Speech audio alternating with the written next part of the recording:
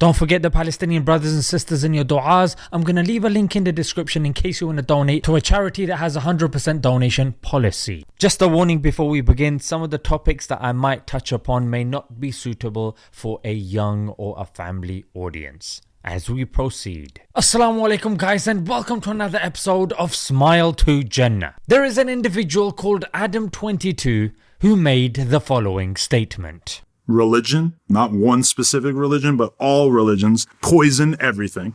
And that the world would be a dramatically better place if at some point humanity, and I don't think that this should be done at gunpoint, but I think that at some point if human beings decide that religion is not something that they need in order to comprehend the world around them, that this will be a dramatically better world to live in. Coming from this individual, that is very surprising because I would have thought that he would be appreciative of religion. If he isn't now, then I am very confident that in future he will be, based upon the current trajectory that he is on. According to any standards of morality, it is unwise, unsafe, and quite worrying. What am I referring to? I'm referring to the fact that he makes adult content, his wife makes adult content, and he is something called a cuckold. What's that?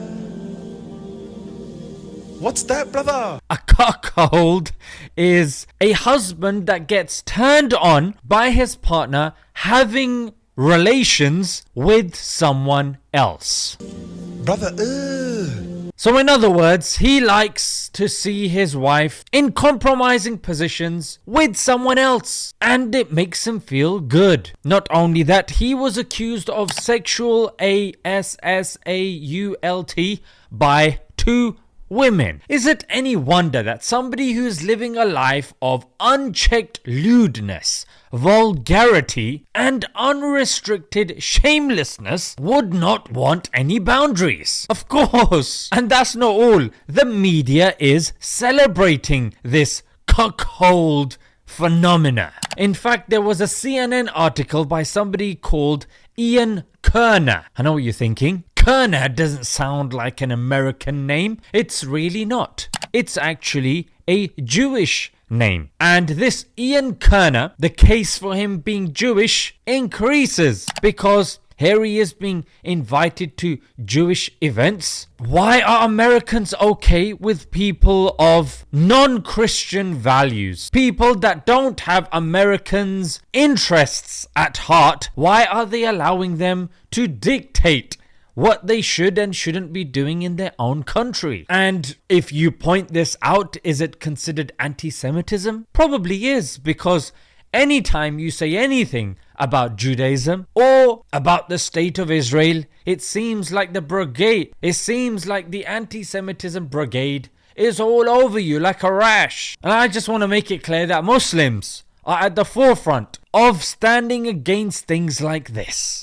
We do not accept such fetishes, we do not promote it, nor do we accept it. In fact, when you look at the challenges in the 21st century, whether it be against alcohol, gambling, whether it comes to the adult industry, LGBT and all this sort of stuff, Islam is there. Islam is there at the forefront, helping to better society. Yes, indeed, we might be progressing in terms of technology. However, when it comes to morals, there is a sharp decline. And to answer this guy directly, without religion, things would be better. Well, the Soviet Union under Stalin, that was without religion. Was that any better? Do we look to that time in a favorable sense? Not really. Let's look at the Cultural Revolution in China. That wasn't pro-religion. How do we view that? What about the French Revolution? What about Albania under Enver Hoxha? Well, more issues arose. There was no utopia, and like I mentioned, we don't look towards those eras in terms of success and awe. Rather, They're just tucked away. So how is religion, more specifically Islam, going to help people like Adam? Of course, I've said this and I'll say it again. I believe that the evidence Islam presents is head and shoulders above the rest. Sometimes Islam gets conflated with other religions, and we believe that the other religions have been tampered with, have been changed. The preservation of their text is in question. The logic of their belief is in question as well. That's why I've got Smile to Jannah Extra, in which I go to Speaker's Corner and I debate with people of different beliefs. And if I may say so, Islam comes out with flying colors, as you guys can see. But what it will help Adam with is moral anchorage. Not having boundaries, not having limits, causes a person's beauty to diminish, frankly. And I'll tell you why, because let's take the analogy of a garden over a forest. In the forest, plants and shrubs are allowed to grow in all different directions. People don't say, oh wow, so beautiful. But a garden, there's limits, and that's why a garden is seen to be more beautiful. Atheism can't even prove objectively what is right and wrong. Think about it. You don't just put something under a microscope and conclude, aha, this is bad. And lastly, life. Yeah.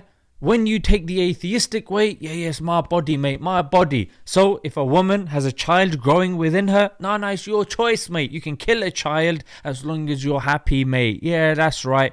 If you get old in Switzerland, they have machines that can help you end your life. Yes, you pay them. Say, yes, please, I don't want to be here anymore. Islam provides you objective morality that you enjoy and appreciate this life and the hereafter as well. Let's leave it there, guys. Until next time, Assalamu alaikum.